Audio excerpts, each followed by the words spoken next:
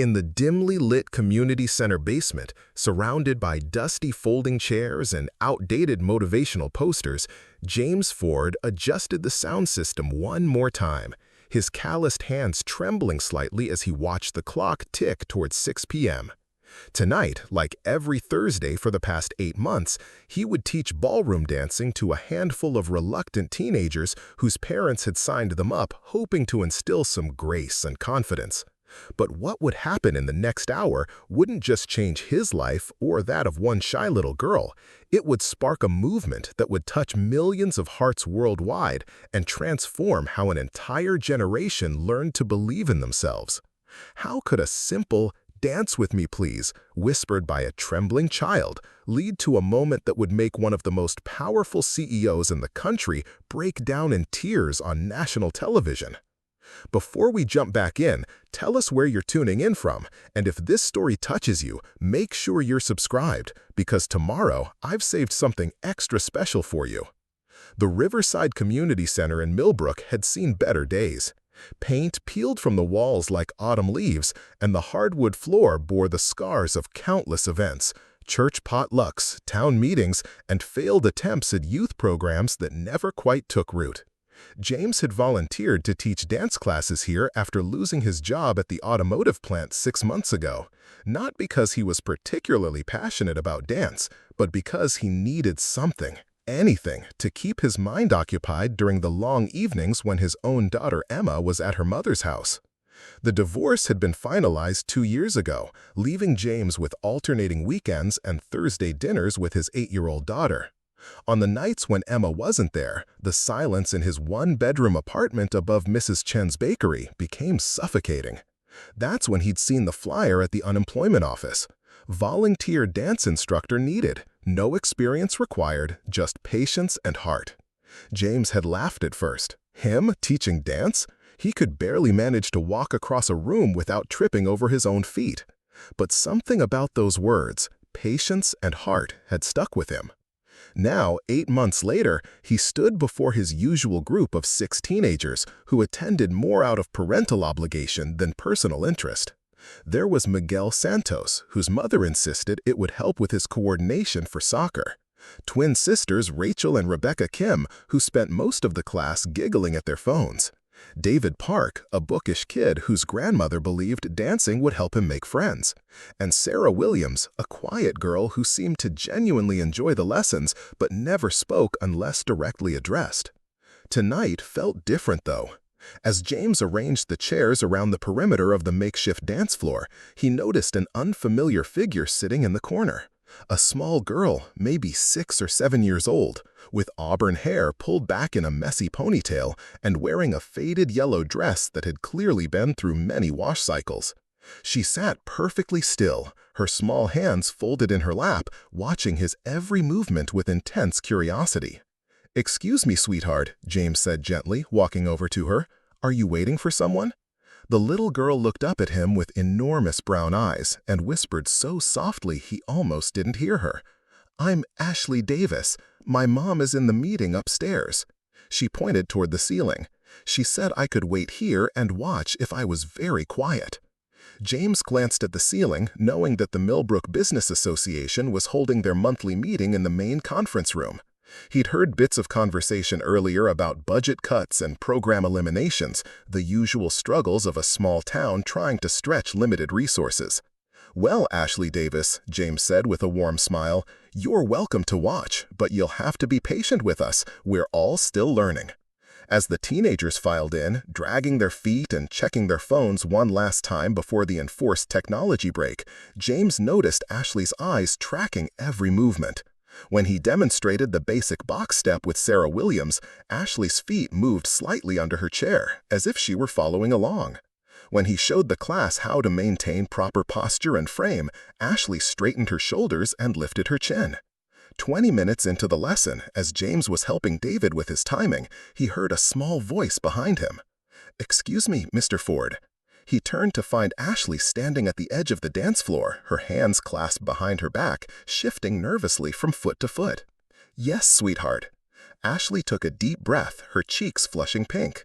"I know I'm not supposed to interrupt, and I know I'm too little, but..." She paused, gathering courage. "Dance with me, please?" The room fell silent. The teenagers stopped their practiced movements and stared at the small girl, who had somehow managed to ask the question that none of them had ever dared to voice. The request to be seen, to be included, to be worthy of someone's time and attention. James felt something shift in his chest, a recognition of courage that he himself had been searching for in the months since his world had fallen apart. Here was this tiny person asking for what she wanted, despite every reason to stay silent and invisible. "I would be honored," he said, extending his hand to her. What James didn't know was that upstairs, watching through the security monitor that connected to the main office, sat Victoria Montenegro, CEO of Montgomery Industries, and Ashley's mother, who had been rushing between board meetings all day and had completely forgotten about bringing Ashley to her grandmother's house. Victoria had been half listening to the budget discussions while keeping one eye on the monitor, making sure her daughter was safe. She had watched James's gentle interaction with Ashley, had seen the way he treated the awkward teenagers with patience and respect, and now she watched as her shy, often overlooked daughter found the courage to ask for what she wanted. As James took Ashley's small hand in his and began to show her the basic steps, something magical happened in that basement room. The teenagers, instead of laughing or rolling their eyes, gathered around to watch and encourage. Sarah Williams knelt down to adjust Ashley's posture. Miguel offered to be her partner next. Even the Kim twins put away their phones and started clapping in rhythm. But none of them could have imagined that this simple moment, a single father saying yes to a shy child's request, would be the first step in a journey that would transform not just Ashley's confidence, but an entire approach to youth development that would spread across the country and eventually around the world. Upstairs, Victoria Montenegro wiped away tears she hadn't expected, watching her daughter spin and laugh in ways she had never seen before, and began to understand that sometimes the most powerful solutions come from the most unexpected places. Preparing and narrating this story took us a lot of time, so if you are enjoying it, subscribe to our channel. It means a lot to us. Now, back to the story. Victoria Montenegro had built her empire on precision, control, and never showing weakness. As CEO of Montgomery Industries, the third largest logistics company in North America, she commanded boardrooms with the same intensity that had earned her an MBA from Wharton at 24 and a corner office by 30. But watching her 6-year-old daughter through the grainy security monitor, Victoria felt the familiar ache of a battle she was losing, the one that mattered most.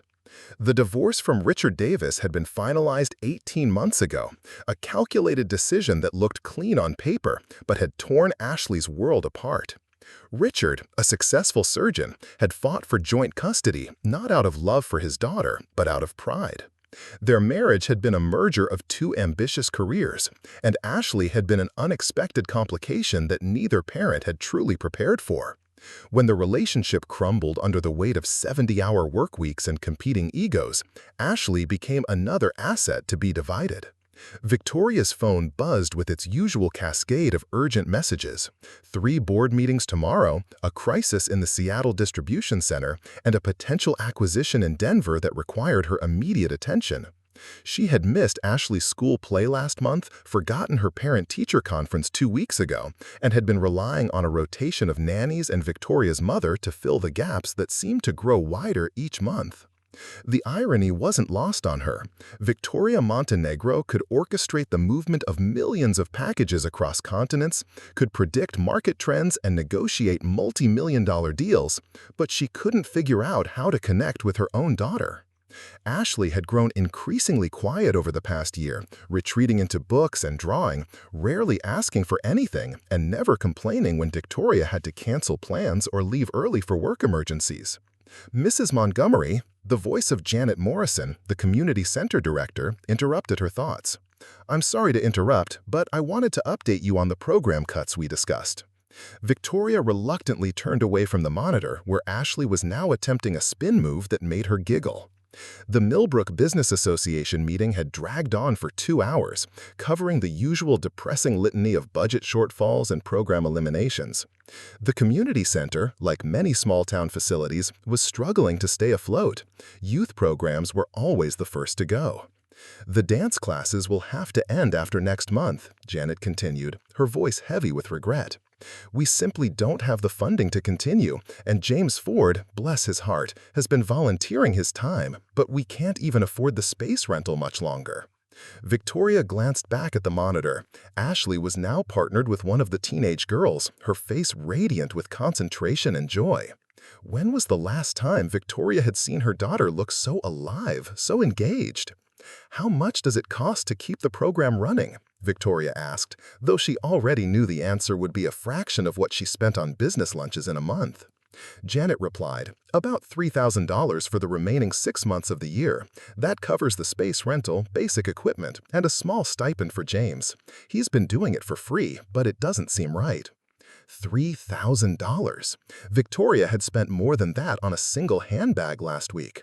She thought about Ashley's bedroom at home, filled with expensive toys that remained untouched, designer clothes she never asked for, and educational gadgets recommended by child development experts that had failed to spark any real interest.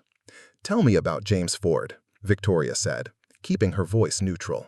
Janet's face softened. "He's been a godsend, really.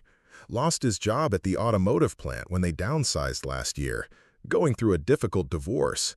But he has this natural way with the kids, patient, encouraging. He treats every one of them like they matter, you know? The teenagers who come here, most of them are dealing with their own challenges, broken homes, financial stress, social anxiety. James gives them something they can't get anywhere else." Victoria watched as James adjusted Ashley's hand position with the gentle care of someone who understood that small moments could have enormous impact. She thought about her own childhood, piano lessons she'd hated, tennis coaches who'd pushed her to excel, parents who'd measured her worth in achievements and grades.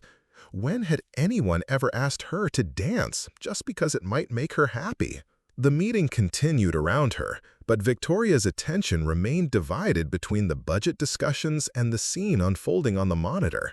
She watched Ashley stumble through the steps, watched James encourage her with genuine warmth, watched the other kids cheer when Ashley successfully completed a basic turn. It was such a simple thing, yet it revealed everything Victoria had been missing. Her phone rang, the board chairman calling about tomorrow's acquisition meeting. As she stepped into the hallway to take the call, Victoria caught a glimpse of herself in the hallway mirror. Perfectly styled hair, flawless makeup, designer suit that cost more than most people made in a month. She looked like success, like someone who had everything figured out. But the woman in the mirror couldn't give her daughter what an unemployed factory worker was giving her right now, the simple gift of being seen and valued. The call lasted 12 minutes. 12 minutes of discussing quarterly projections and market positioning while her daughter learned to believe in herself 20 feet below. When Victoria returned to the meeting room, she looked at the monitor just in time to see Ashley curtsy at the end of the song, her face glowing with pride and accomplishment. "I'll fund the program," Victoria announced suddenly, interrupting a discussion about fundraising strategies. "Not just for 6 months, for a full year, with the option to expand." The room fell silent. Janet Morrison stared at her in surprise. "Mrs. Montgomery, that's incredibly generous, but no conditions," Victoria continued, her voice steady despite the emotion building in her chest. "Except that James Ford gets paid what he's worth, and that any child who wants to participate can do so, regardless of their family's ability to pay." As the meeting wrapped up and people began to file out, Victoria remained in her chair, watching the monitor as the dance class ended. She saw Ashley approach James with that same shy posture she'd had at the beginning, saw her whisper something that made him smile, saw him kneel down to her level for what appeared to be a serious conversation. Victoria had spent her entire adult life building walls around her emotions, her vulnerabilities, her fears of not being enough. She'd taught herself to see sentiment as weakness, connection as distraction. But watching her daughter discover courage in a basement dance class, Victoria began to understand that perhaps the most important business she'd ever conducted wasn't happening in boardrooms at all. She thought about Ashley's bedroom at home, filled with everything money could buy, but missing the one thing that mattered most, the knowledge that she was worth someone's time, attention, and care. James Ford, a man who had lost his job and was struggling through his own challenges, had given Ashley something Victoria's wealth and success hadn't been able to provide. As the community center began to empty, Victoria realized she was about to face the hardest negotiation of her career, not with a competitor or board member, but with herself. She was going to have to figure out how to become the mother Ashley deserved, and she wasn't sure all her business acumen would be enough for that challenge. But first, she was going to walk downstairs and ask her daughter about her dance lesson.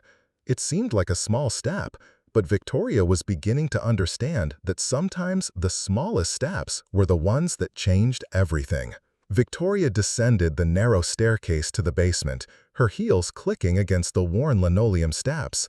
The meeting had officially ended, but she could hear Ashley's laughter echoing from below, mixed with the voices of teenagers who seemed reluctant to leave. As she reached the bottom step, Victoria paused, suddenly uncertain. In boardrooms, she commanded attention simply by walking through the door.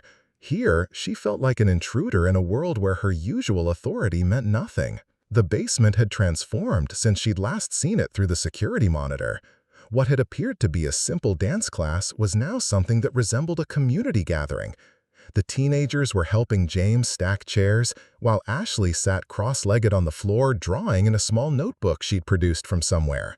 Miguel Santos was showing her how to sketch the basic dance positions, his patient explanation reminding Victoria of James's teaching style. Ashley looked up from her drawing, beaming. "Mr. Ford says I'm a quick learner. He's going to teach me the foxtrot next week if Mom says it's okay." Victoria felt a strange tightness in her chest. When had Ashley stopped asking her permission for things? When had she stopped including her plans and dreams? "Mom!" Ashley spotted her and scrambled to her feet, running over with her notebook clutched against her chest. "You should have seen me dance. Mr. Ford says I have good posture because I hold my head up like a princess." "I saw some of it," Victoria admitted, kneeling down to Ashley's eye level. "You looked wonderful, sweetheart." James approached them, wiping his hands on a towel. Up close, Victoria could see the details the security camera had missed, the gentle lines around his eyes that spoke of someone who smiled often despite life's challenges, the careful way he moved that suggested both physical and emotional awareness of others' space.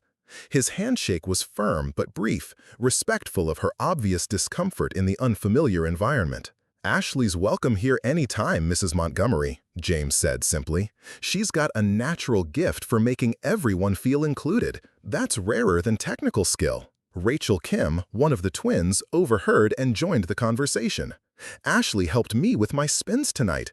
I've been struggling with them for weeks, but she noticed I was looking down instead of spotting. Fixed it in like 2 minutes." Victoria watched as her daughter blushed at the praise, ducking her head in the shy way that usually made Victoria want to coach her to be more confident, more assertive. But here, Ashley's gentleness seemed to be exactly what was valued. "Mrs. Montgomery," David Park interrupted hesitantly, "is it true that you're going to help keep the dance program going? My mom said she heard something at the grocery store." Word traveled fast in Millbrook. Victoria nodded, suddenly aware that every person in the room was watching her with varying degrees of curiosity and gratitude. "The program will continue. Mr. Ford does important work here." "More than important," added Mrs. Chen, not the Mrs. Chen from James's apartment building, but elderly Mrs. Chen who ran the local dry cleaner and served on the community center board. Victoria hadn't noticed her sitting quietly in the corner during the class. "These kids, they come here carrying burdens that would break most adults. James gives them something to feel proud of." Miguel nodded enthusiastically. "My mom was so worried about me after my dad left. Said I was angry all the time, getting in trouble at school. But here, when I mess up a step, it doesn't matter. We just try again." And Mr. Ford never makes anyone feel stupid, added Rebecca Kim, even when we're obviously not paying attention or when we step on his feet. James laughed, the sound filling the basement with warmth. Trust me, I've had my feet stepped on by experts. It's all part of the learning process. Victoria found herself studying the dynamics in the room. In her business world, relationships were transactional, hierarchical, competitive. Here, she witnessed something different. Mutual support that seemed to flow naturally between an unemployed factory worker, teenagers from struggling families, and a 6-year-old girl who had somehow become the heart of the group. "Mom," Ashley tugged at Victoria's jacket, "can I show you my drawing?" The notebook contained careful sketches of dance positions, but also something else. Stick figures holding hands in various configurations with words like kind, patient, and fun written in Ashley's careful printing around the margins. On the last page, Ashley had drawn what appeared to be their family: herself, Victoria, and a taller figure that was clearly James, all holding hands under a banner that read, "Dance Family." "Ashley," Victoria said carefully, "who's this in the drawing?" "That's Mr. Ford," Ashley replied matter-of-factly. "He's part of our dance family now. He said families aren't just the people you live with, but the people who help you become who you're supposed to be." Victoria looked up to find James watching her with understanding rather than judgment. "Ashley asked me about family during our lesson," he explained quietly. "She mentioned that she sometimes feels lonely, even when she's not alone. I told her that sometimes we find family in unexpected places." The insight cut deeper than Victoria expected. She thought about Ashley's quiet presence in their house, the way her daughter had learned to entertain herself during Victoria's phone calls, the careful distance Ashley maintained as if she didn't want to be a burden. When had Victoria become someone her own child felt lonely around? "Mr. Ford," Sarah Williams called from across the room, "my mom wanted me to ask if you'd be willing to help with the middle school's spring formal. They need someone to teach basic social dancing, and Mrs. Peterson said you're the only person in town who actually knows what they're doing." James glanced at Victoria as if seeking permission, which struck her as odd until she realized he was concerned about overstepping boundaries with Ashley present. The consideration was both touching and telling. Here was someone who instinctively thought about how his decisions might affect others. "I'd be happy to help," James replied, "though I might need some assistance." He looked meaningfully at the teenagers, who perked up with obvious excitement at the prospect of helping teach rather than just learning. "Could I help too?" Ashley asked eagerly. "I could show the kids how to not be scared." The adults in the room exchanged glances, recognizing the profound insight in Ashley's offer. The idea that a 6-year-old who had been too shy to speak above a whisper 3 hours ago was now volunteering to help others overcome their fears spoke to something transformative happening in this basement. "I think that's an excellent idea," Victoria heard herself saying. "Ashley has good instincts about helping people feel comfortable." As the group began planning the middle school event, Victoria found herself drawn into the conversation despite her usual preference for observing before participating. These people talked about community service the way her board discussed quarterly projections, with passion, strategy, and genuine investment in the outcome. But there was something else here that her corporate world lacked, the assumption that everyone had something valuable to contribute, regardless of age, experience, or status. Miguel suggested reaching out to other community groups to make the spring formal accessible to kids whose families couldn't afford formal dance instruction. Mrs. Chen offered to coordinate with local businesses for donations of formal wear. The Kim twins proposed creating instructional videos that could be shared with other schools facing similar budget constraints. What had started as a single dance class was already growing into something larger, and Victoria began to understand that James's gift wasn't just teaching dance steps, it was helping people recognize their own capacity to make a difference. Watching Ashley contribute ideas with growing confidence, Victoria realized she was witnessing the beginning of something that could reshape not just her daughter's life, but her own understanding of what it meant to build something meaningful. As they prepared to leave, Ashley hugged each of the teenagers goodbye, then turned to James with serious eyes. "Thank you for saying yes when I asked you to dance with me," she said solemnly. "It was the best part of my whole week." James knelt down to her level. "Thank you for being brave enough to ask. That took real courage." Watching this exchange, Victoria felt something shift inside her, a recognition that the most important business decisions weren't always made in boardrooms, and that sometimes saying yes to a small request could open doors to possibilities she had never imagined. The weeks following Ashley's first dance lesson revealed cracks in Victoria's carefully constructed world that she hadn't noticed before. Her decision to fund the dance program had felt generous in the moment, but now she found herself confronting the uncomfortable reality that writing a check was the easy part. Actually being present for her daughter required sacrifices she wasn't sure she knew how to make. The crisis began 3 weeks later when Ashley came home from school with a permission slip for the middle school spring formal assistance program. James had organized the teenagers from the dance class to help teach younger children basic social dancing, and Ashley had been invited to participate as a peer mentor. The event was scheduled for Thursday evening, the same night Victoria had committed to hosting a crucial dinner meeting with potential investors from Tokyo. "It's important, Mom," Ashley said quietly, placing the permission slip on Victoria's desk in the home office. "Mr. Ford says I can help the scared kids because I understand what it feels like to be nervous about dancing." Victoria stared at the paper, calculating. The Tokyo investors would only be in town for 2 days. This dinner could secure the funding for Montgomery Industries' expansion into Asian markets, a deal she'd been negotiating for 8 months. Missing it wasn't just inconvenient, it could cost the company millions and potentially dozens of jobs. "Sweetheart, Thursday is complicated for Mommy," Victoria began, using the gentle tone she'd perfected for disappointing Ashley. "But I'm sure Grandma could take you." "Grandma doesn't understand about dancing," Ashley interrupted, her voice barely above a whisper. "She thinks it's silly. She said so when I showed her my steps." The comment stung more than Victoria expected. Her mother, Patricia Montgomery, had raised Victoria with the same achievement-focused mindset that had driven her to success. Patricia believed in practical skills, measurable accomplishments, and preparing children for the real world through discipline and high expectations. The idea that Ashley was learning confidence through something as frivolous as dancing would indeed seem silly to Patricia. Victoria found herself studying Ashley's face, noticing details she'd missed before. Her daughter had grown more animated over the past 3 weeks, more likely to share stories about her day, more willing to make eye contact during conversations. The change was subtle but unmistakable, and Victoria realized with growing unease that James Ford was seeing more of Ashley's development than she was. That evening, Victoria attended Ashley's regular Thursday dance class, telling herself she needed to better understand what her money was supporting.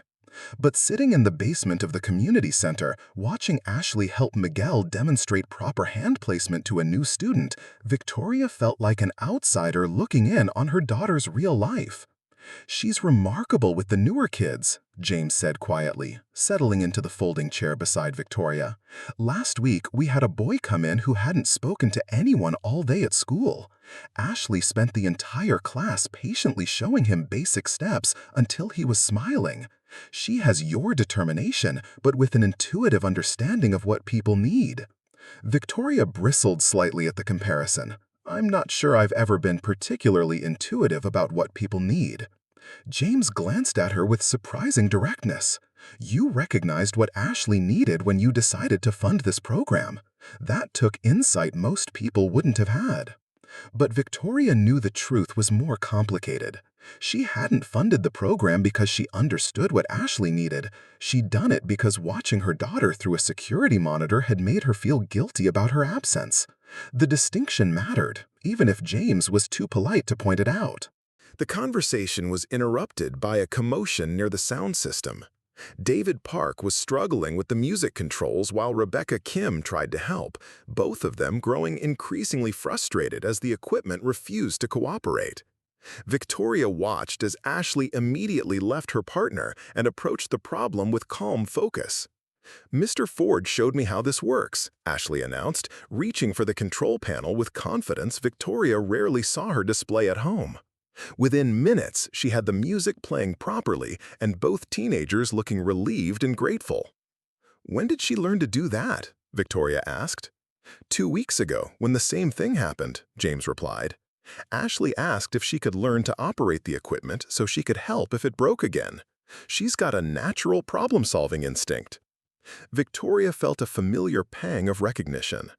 Ashley's approach to the sound system, systematic, persistent, solution-focused, mirrored Victoria's own business methodology. But here, Ashley was applying those skills in service of helping others rather than advancing herself. The difference felt significant in ways Victoria couldn't quite articulate. As the class progressed, Victoria found herself checking her phone repeatedly. Emails from her assistant about the Tokyo investor dinner, updates from the Seattle distribution center crisis, urgent messages from the board chairman about tomorrow's strategic planning session. Each notification pulled her attention away from Ashley's growing confidence on the dance floor. The breaking point came when Victoria's phone rang during the final song of the evening. The caller ID showed her assistant's number, and Victoria knew it meant an emergency that couldn't wait. She stepped into the hallway to take the call, missing Ashley's demonstration of a new turn sequence she'd been practicing all week. When Victoria returned to the basement, the class was ending. Ashley was sitting alone on a folding chair, slowly putting on her jacket with the dejected posture of someone who had looked forward to sharing something special and found no one watching. "I'm sorry, sweetheart," Victoria said, approaching cautiously. "That was an important business call." Ashley nodded without looking up. "I know. Your calls are always important." The simple statement carried more weight than any accusation could have. Victoria realized that Ashley had learned to expect disappointment, had developed the emotional armor of low expectations that protect children who couldn't count on their parents' attention. Driving home in silence, Victoria thought about the permission slip still sitting unsigned on her desk. The Spring Formal Assistance Program represented everything Ashley was becoming through the dance classes. Confident, helpful, valued by her peers.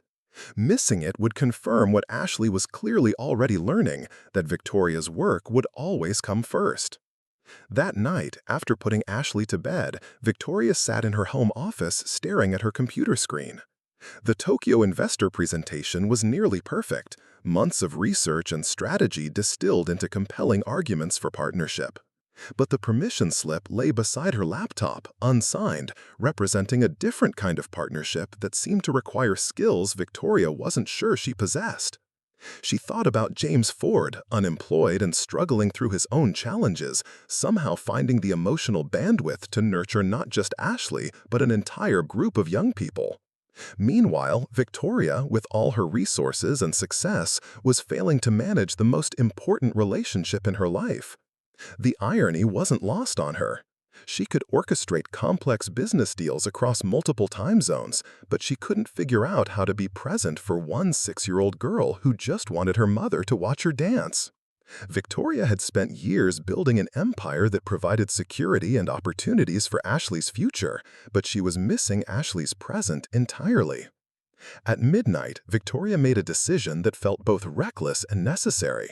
She opened her laptop and began composing an email to the Tokyo investors, suggesting they rescheduled their dinner meeting for Friday evening instead. It would require complicated rearrangements, potential conflicts with their travel schedule, and possibly losing the deal entirely. But as she typed, Victoria kept thinking about Ashley's face when she'd asked about the spring formal, the quiet hope that had been extinguished when Victoria hesitated.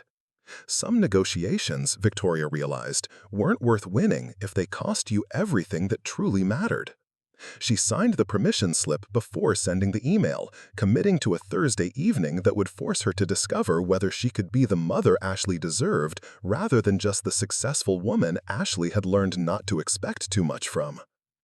The email responses from the Tokyo investors arrived at 3:47 a.m., just as Victoria was finally falling asleep.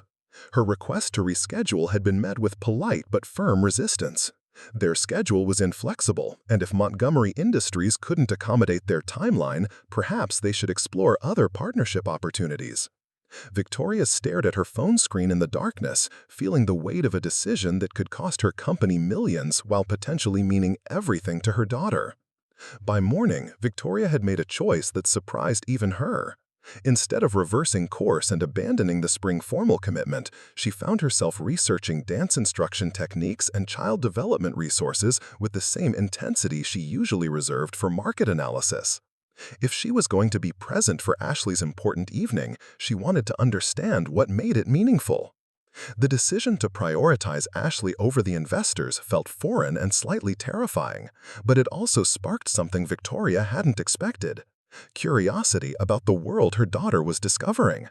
She began attending the Thursday dance classes regularly, not just as an observer, but as someone genuinely trying to understand the magic James Ford was creating in that basement. "I've been thinking about expansion," Victoria announced to James after the fourth class she'd attended. They were helping stack chairs while Ashley practiced her peer mentoring techniques with two new younger students who had joined the program. Not just keeping this program running, but creating something bigger. James paused in his chair stacking, looking at her with cautious interest. What kind of expansion? Victoria pulled out her phone, showing him notes she'd been compiling for weeks. I've been researching youth development programs across the country. Most focus on academics or athletics, but there's almost nothing that combines confidence building with practical social skills the way you do here. What if we could replicate this model in other communities? The idea had been forming gradually as Victoria watched the transformation not just in Ashley, but in all the young people who participated in the program. Miguel Santos had gone from sullen and withdrawn to becoming a natural leader who helped newer students feel welcome. The Kim twins had discovered organizational skills through helping coordinate events. David Park had found his voice through teaching others. Even the newest participants showed signs of growing confidence within just a few sessions. I appreciate the enthusiasm, James said carefully, but programs like this work because they're personal, community-based. You can't scale genuine connection the way you might scale a business operation. Victoria had anticipated this response. What if we're not scaling the program directly, but scaling the approach? Training other communities to develop their own versions, adapted to their specific needs and resources. James considered this, absently watching Ashley guide a nervous 8-year-old through basic steps with infinite patience. That's actually not a terrible idea, but it would require a completely different kind of infrastructure than most business models. Exactly, Victoria said, warming to the topic. I've been studying social enterprise frameworks, looking at organizations that prioritize impact over profit. What if we created a foundation that provided training, resources, and ongoing support to communities that want to develop similar programs? Over the following weeks, Victoria found herself entering a world she'd never explored: the intersection of business acumen and social impact. She reached out to contacts in her professional network, but instead of discussing logistics deals or market expansion, she was asking about nonprofit structures, grant funding, and community partnership models. The learning curve was steep and humbling. During a conference call with a nonprofit consultant, Victoria realized that her usual approach of identifying problems and implementing solutions wouldn't work in community development. Success here required listening to what communities actually needed rather than imposing solutions from the outside. The most effective programs grow organically from within communities, explained Dr. Elena Rodriguez, a researcher Victoria had contacted who specialized in youth development initiatives. External funding can help, but the programs that last are the ones that reflect local values and address specific local challenges.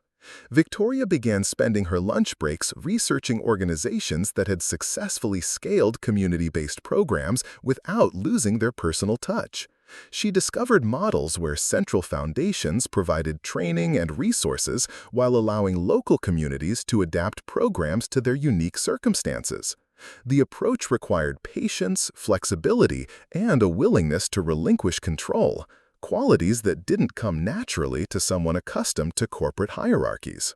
Meanwhile, Ashley's confidence continued to blossom in ways that amazed Victoria. At home, Ashley began teaching Victoria basic dance steps, reversing their usual roles of teacher and student. Victoria, who prided herself on competency in most areas, found herself genuinely struggling with coordination and timing, while her 6-year-old daughter provided patient, encouraging instruction. "You're thinking too much, Mom," Ashley said during one of their impromptu living room dance sessions. "Mr. Ford says dancing isn't about getting everything perfect. It's about moving with the music and trusting your partner." The advice applied to more than just dancing. Victoria realized she'd been approaching most aspects of her relationship with Ashley like a business challenge to be solved, rather than a partnership to be nurtured. The shift in perspective required her to embrace uncertainty and vulnerability in ways that felt completely foreign. The breakthrough came during a phone conversation with James about the spring formal preparation. Ashley was in her room, supposedly doing homework, but actually practicing dance moves Victoria could hear through the closed door. "She's become the heart of this program," James said. "The other kids look up to her not because she's the most skilled dancer, but because she makes everyone feel capable and included.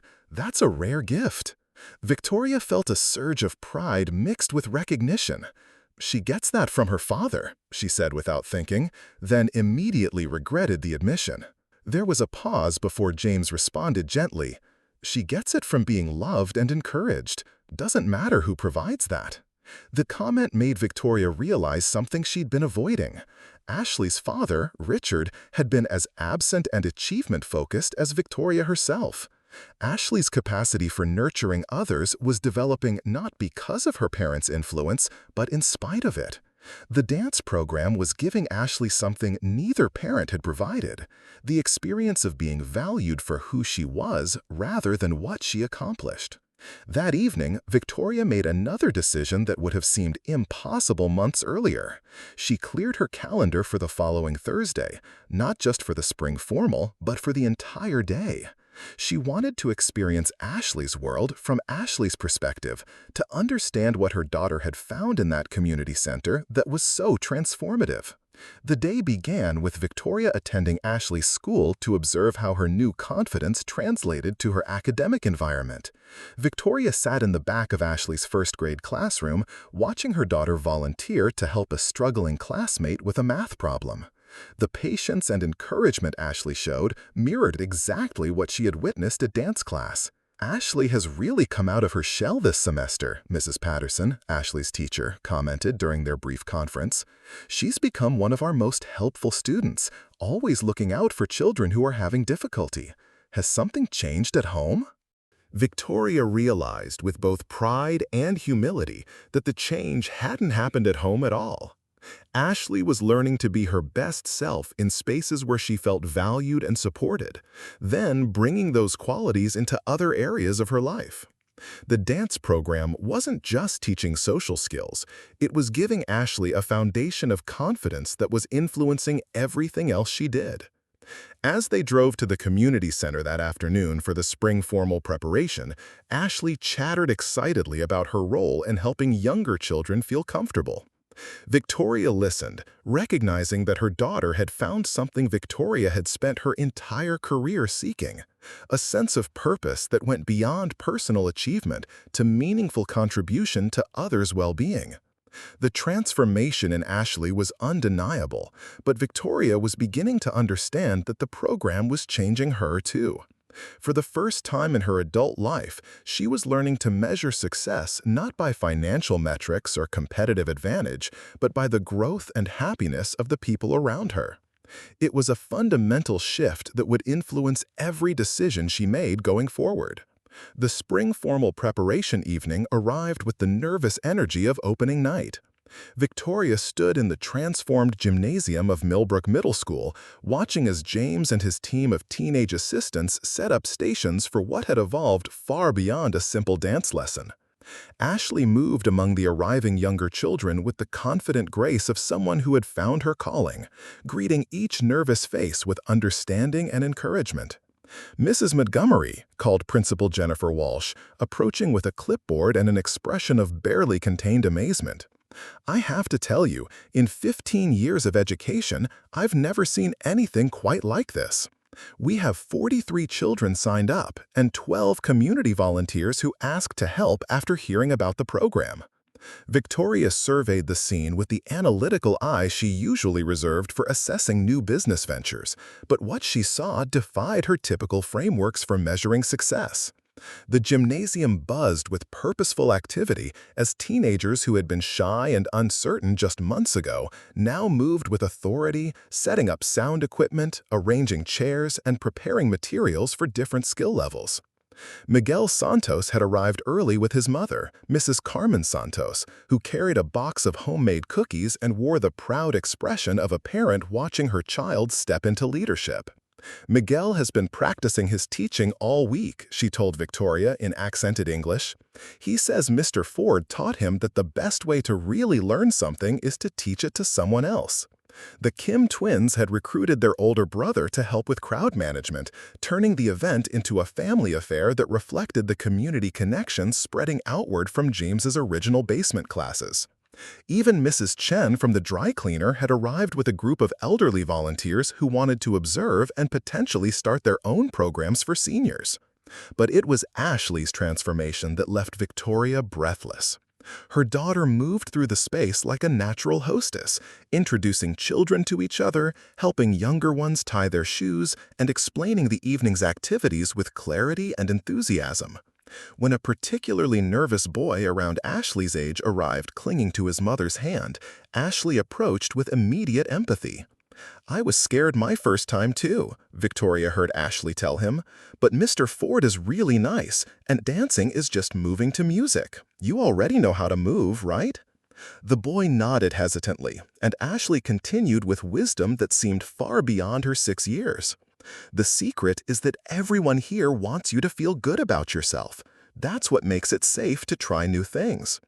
Victoria felt tears threatening as she watched Ashley guide the boy to meet David Park, who had become remarkably skilled at working with reluctant participants. The chain of mentorship that had begun with James was now flowing through multiple generations of students, each person passing along not just dance skills, but the more important lesson of how to support others through challenges. It's something to see, isn't it? James appeared beside Victoria, adjusting his tie with hands that showed only slight nervousness despite the evening's significance. "When I started this program, I thought I was just teaching dance steps. I had no idea we were building something like this." Victoria nodded, struggling to articulate what she was witnessing. "It's like watching a small business grow, but instead of market share, you're expanding kindness, confidence? I don't even have the right vocabulary for it." "Community," James suggested simply. "We're expanding community. People learning they can trust each other, that they have something valuable to contribute, that they belong somewhere." The formal lesson portion began with James demonstrating basic positions while Ashley and the teenage assistants moved through the crowd offering individual guidance. Victoria found herself taking notes, not for business purposes, but because she wanted to understand the methodology that was producing such remarkable results. She observed that James never corrected mistakes by highlighting what was wrong. Instead, he built on what students were doing right, gradually shaping improvement through positive reinforcement. When a girl struggled with timing, he didn't focus on her offbeat steps, but praised her posture and expression, then helped her feel the rhythm through clapping before returning to footwork. The teenagers had absorbed this approach completely. Victoria watched Miguel work with a boy who kept looking at his feet, anxiety evident in every rigid movement. Instead of telling him to look up, Miguel started a conversation about the boy's favorite video game, gradually drawing his attention away from his feet and toward connection with his partner. Within minutes, the boy was moving naturally. His focus shifted from his fears to social interaction. "Mom, come dance with us," Ashley called out during a practice session, beckoning Victoria onto the floor with confidence that would have been unimaginable months ago. Victoria hesitated, acutely aware that she was surrounded by people who might recognize her from local business news. People who knew her as the polished CEO who commanded boardrooms and negotiated multi-million-dollar deals. The idea of stumbling through dance steps in front of them triggered every professional instinct she had about maintaining authority and competence. But Ashley was waiting with patient expectation, and Victoria realized this was exactly the kind of moment that defined their relationship. She could choose safety and distance, or she could choose connection and vulnerability. Victoria kicked off her heels and stepped onto the gymnasium floor in her stockings, immediately feeling off balance in more ways than one. Ashley took her hand with gentle authority, positioning Victoria's arms with the same careful attention James had shown during Ashley's first lesson. "Just follow my lead, Mom," Ashley said seriously. "And remember, it's not about being perfect, it's about being together." As they moved through basic steps, Victoria became aware that the entire gymnasium was watching, not with judgment, but with the same supportive attention that had become the hallmark of James's program. When Victoria stumbled, several people offered encouragement. When she successfully completed a turn, genuine applause followed. The experience was profoundly disorienting for someone accustomed to being the most competent person in any room, but it was also liberating in ways Victoria hadn't expected. For perhaps the first time in her adult life, she was learning something without the pressure of immediate mastery, supported by a community that valued effort over achievement. "You're getting it, Mrs. Montgomery," called out Rebecca Kim. "My first time, I stepped on Mr. Ford's feet like 6 times, but he never made me feel bad about it." "The trick is trusting your partner," added David Park, dancing nearby with one of the newcomers. "When you stop trying to control everything and just respond to the music and the person you're with, it becomes way easier." Victoria realized that David had just articulated something that applied far beyond dancing, a philosophy about relationships and community that challenged everything she'd been taught about leadership and success. In her business world, control was power. Here, releasing control was what allowed real connection to happen. As the evening progressed, Victoria found herself observing not just the technical aspects of what James had created, but the emotional architecture underneath it. Every interaction was designed to build rather than diminish confidence. Every challenge was presented as achievable with support. Every mistake was reframed as part of the learning process rather than evidence of failure. When the formal lesson portion ended and free dancing began, Victoria watched Ashley move seamlessly between partners of different ages and skill levels, adapting her style to what each person needed. With nervous beginners, Ashley was patient and encouraging. With more confident dancers, she was playful and creative. She had learned to read social situations and respond appropriately, skills that would serve her throughout life. "She's a natural teacher," observed Mrs. Walsh, the principal, who had been taking her own notes throughout the evening. "I'm wondering if there might be ways to incorporate some of these approaches into our regular curriculum. The confidence-building aspects, the peer mentorship model, there are applications beyond dance." Victoria felt a spark of recognition. Mrs. Walsh was seeing the same scalability potential that had been developing in Victoria's mind, but from an educational rather than business perspective. The methodology James had developed wasn't just about dance. It was about creating environments where people could discover their own capacity for growth and contribution. As the evening wound down and families began collecting their children, Victoria remained in the gymnasium, helping with cleanup while processing what she'd experienced. She had arrived thinking she was supporting Ashley's interests. Instead, she had discovered a completely different model for how communities could nurture human potential. The implications extended far beyond one evening, or even one program. Victoria began to envision networks of communities using similar approaches across different activities and age groups, educational programs that prioritized emotional development alongside academic achievement, workplace training that built collaboration skills through experiential learning, senior centers that connected generations through shared activities. The vision was both exciting and daunting, requiring a fundamental shift from her usual business thinking towards something more patient, more nuanced, and ultimately more human. But watching Ashley carefully fold chair covers while chatting with other volunteers, Victoria knew she was ready to embrace that challenge. The phone call that would change everything came at 6:23 a.m. on a Tuesday morning, 3 weeks after the spring formal success. Victoria was reviewing quarterly reports in her home office when her assistant Patricia's voice crackled through the speakerphone with barely contained excitement. "Mrs. Montgomery, you need to see the video that's going viral. It's about Ashley and the dance program. The local news station posted it yesterday, and it's been shared over 50,000 times since last night." Victoria's coffee mug froze halfway to her lips. What video? Channel 7 did a feature story on community programs making a difference. They focused on the dance classes, interviewed Mr. Ford and Ashley, showed footage from the spring formal. Ashley, Patricia paused, her voice thick with emotion. "Mrs. Montgomery, your daughter is extraordinary. You need to watch this." Victoria's hands trembled slightly as she pulled up the news station's website on her laptop. The video thumbnail showed Ashley mid-spin, her face radiant with joy, with the headline, "6-year-old simple question sparks community movement." As the 3-minute segment began, Victoria found herself watching her daughter's story unfold from an outsider's perspective for the first time.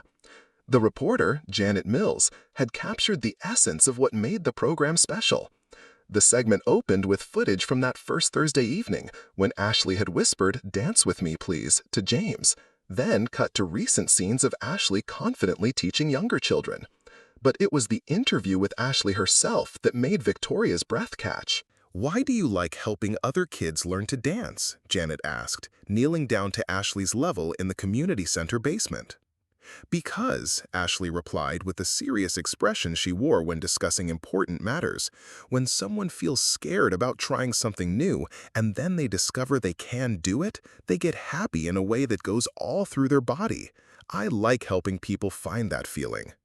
The camera captured Ashley's animated explanation of how dancing had changed her own life, how Mr. Ford had taught her that being brave meant asking for what you needed, and how now she wanted to help other children discover their own courage. The sophistication of Ashley's insights, delivered with 6-year-old earnestness, was compelling in ways Victoria hadn't anticipated. But the segment's most powerful moment came when Janet interviewed James about the program's impact. Standing in the basement where it all began, James spoke with quiet passion about watching children transform from withdrawn and uncertain to confident and compassionate. "Ashley Davis taught me something crucial that first night," James said, his voice carrying the weight of genuine emotion. "She showed me that sometimes the most important question isn't, 'What can I do?' but 'Will you help me?' When we create spaces where people feel safe asking for help and safe offering it, extraordinary things happen." The final portion of the segment featured brief interviews with other children and parents, each sharing how the program had affected their families. Miguel's mother spoke in halting English about her son's transformation from anger to leadership. David Park's grandmother described watching her shy grandson blossom into someone who looked forward to social interaction. The Kim twins talked about learning to work together instead of competing with each other. But it was the closing image that brought tears to Victoria's eyes. A montage of children of different ages and backgrounds dancing together, with Ashley moving among them like a small ambassador of joy, her confidence infectious and her kindness evident in every interaction. The video's comment section was already overflowing with responses. Parents from other communities asking how to start similar programs, educators discussing the pedagogical implications, social workers noting the mental health benefits of peer-supported skill building, and story after story from viewers sharing their own experiences of transformative community programs. Victoria's phone began ringing almost immediately. First, her assistant with requests for interviews from 3 national news outlets. Then, the mayor's office asking if Victoria would be willing to discuss expanding the program citywide. By 8 a.m., she had fielded calls from 2 documentary filmmakers, a children's book publisher interested in Ashley's story, and a nonprofit foundation that specialized in scaling community-based interventions. The attention was overwhelming but also validating. Victoria realized that what she had witnessed developing in Millbrook wasn't just a local success story. It was a model that had resonated with people across the country who were hungry for examples of positive community change. When Ashley arrived home from school that afternoon, she was buzzing with excitement about the attention the video was receiving. Her teacher had shown it to the class, and several classmates had asked if they could join the dance program. The school's parent-teacher organization had already contacted James about organizing a similar program for the elementary school. "Mom," Mrs. Patterson says, "people from far away are watching our video and wanting to learn about dancing like we do," Ashley announced, settling at the kitchen counter with her after-school snack. "Mr. Ford says that means our idea is bigger than just us." Victoria sat down beside her, marveling at how casually Ashley discussed concepts that were actually quite sophisticated. "How do you feel about so many people knowing your story, sweetheart?" Ashley considered this seriously, chewing thoughtfully on her apple slices. "I feel good because maybe other kids who are scared like I was will know they can ask for help too.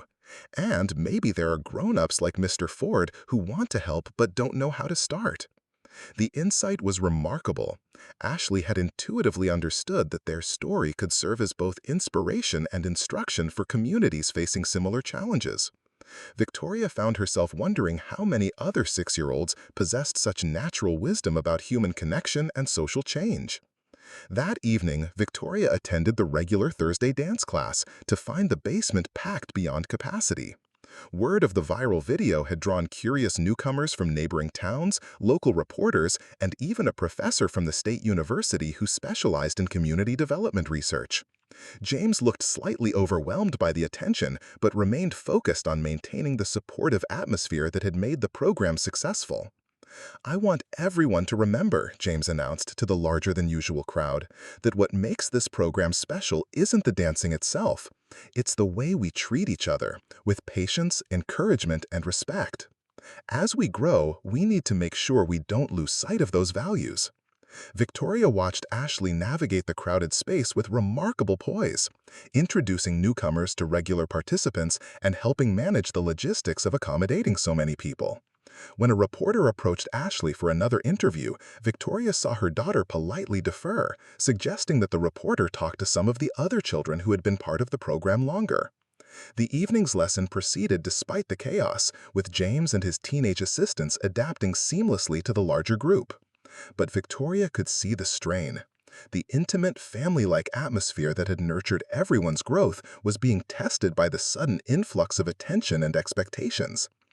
After the class, as volunteers worked to restore the basement to its usual configuration, Victoria found herself in conversation with Dr. Sarah Chen, no relation to the various other Chens in their story, the university professor who had driven an hour to observe the program firsthand. "What you've created here is remarkable," Dr. Chen told James and Victoria. "I've studied community intervention programs for 20 years, and I've rarely seen anything that combines individual skill development with social-emotional learning as effectively as this. Have you considered documenting your methodology more formally?" The conversation that followed would prove to be another turning point. Dr. Chen explained that successful community programs often struggled with what researchers called the scaling challenge, how to grow and reach more people without losing the essential qualities that made them effective in the first place. "The viral video is wonderful for raising awareness," Dr. Chen continued, "but it's also going to create pressure to expand quickly. The communities that will reach out to you will want to replicate your results, but they may not understand that the results come from the process, not just the activities." Victoria felt a chill of recognition. In her business world, she had seen countless examples of successful local operations that had failed when scaled too rapidly or without sufficient attention to the cultural factors that had made them work originally. The challenge ahead wouldn't be managing growth, it would be managing growth while preserving the very qualities that made growth desirable.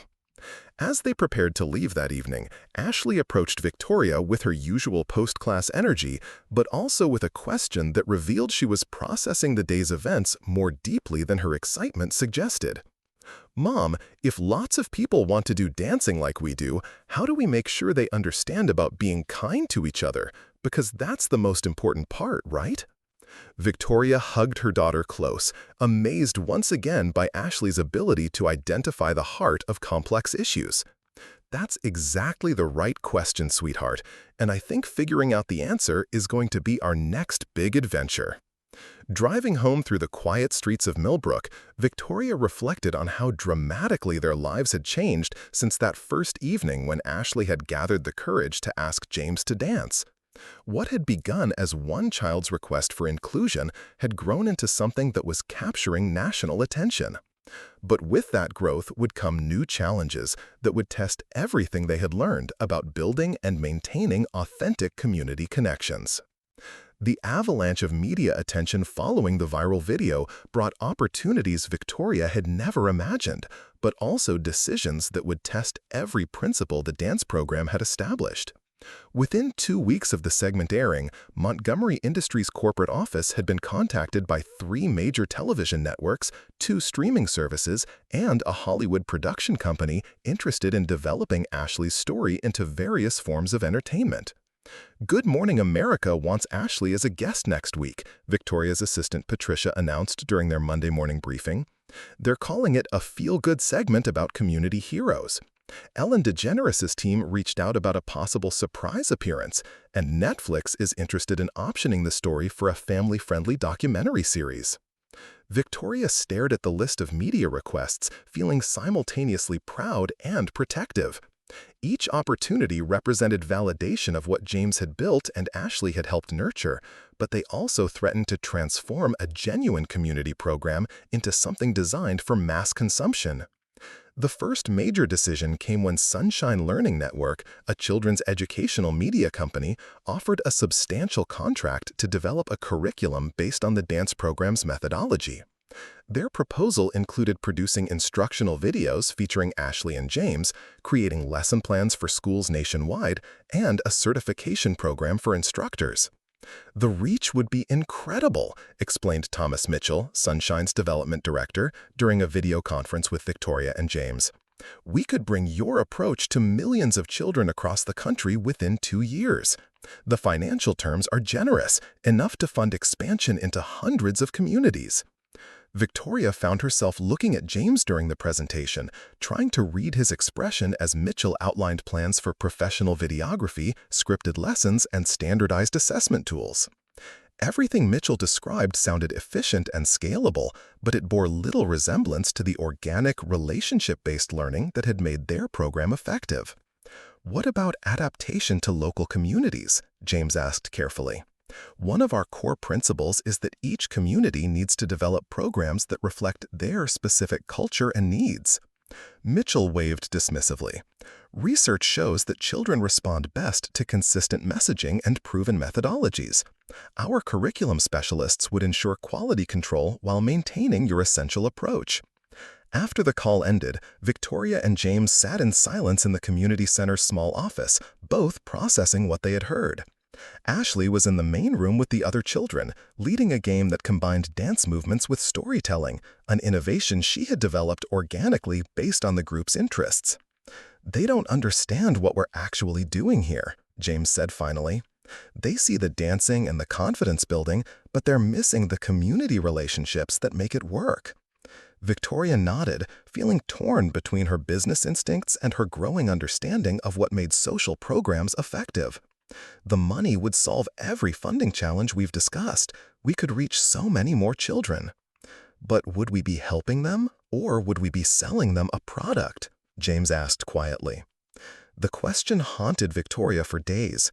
She had spent her career believing that scaling successful innovations was inherently positive, that reaching more people always justified the compromises required for growth.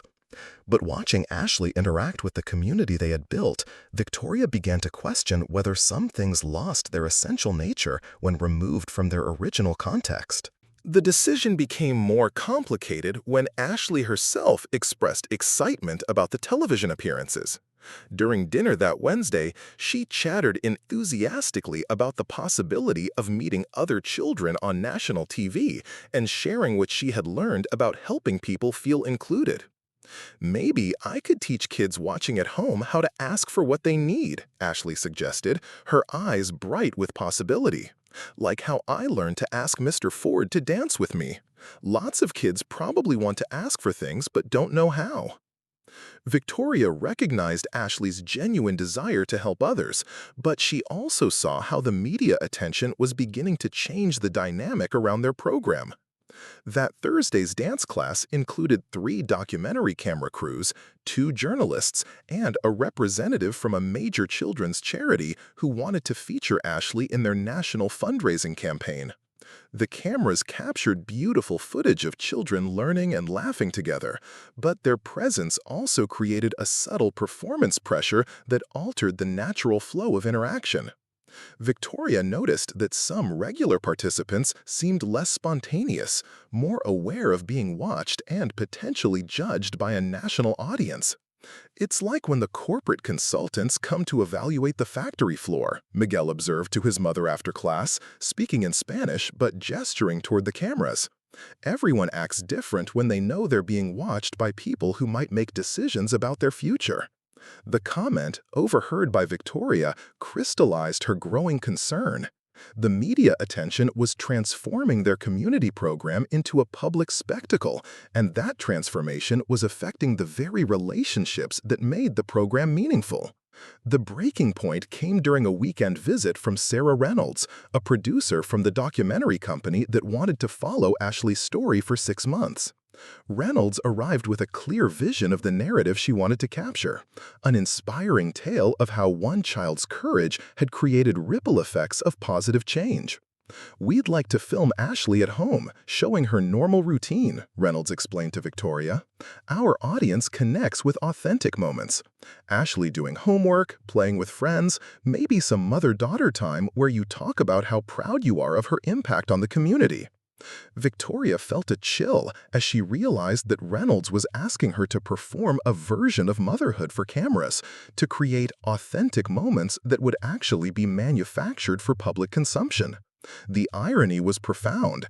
Their story about genuine community connection was being transformed into content designed to evoke emotion in strangers. "What about focusing on the community aspect?" Victoria suggested.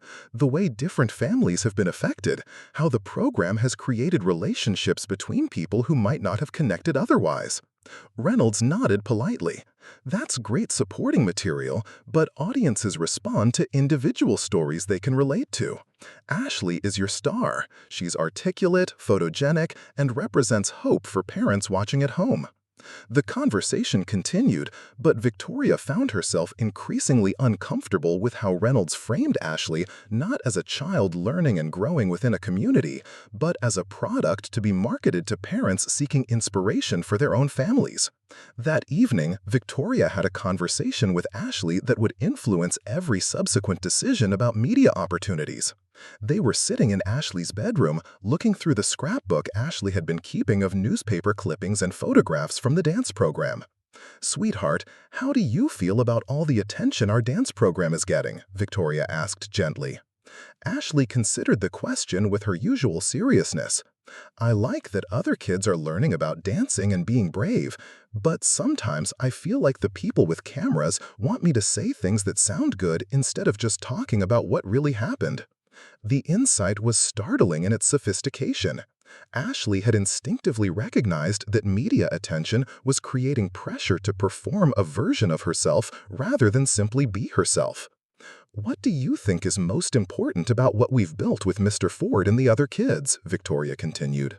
"That we're friends who help each other," Ashley replied without hesitation, "and that we figured out how to make scared people feel safe. But when there are cameras, it feels like we're trying to show people how good we are instead of just being good to each other." Victoria realized that Ashley had articulated the fundamental tension they were facing.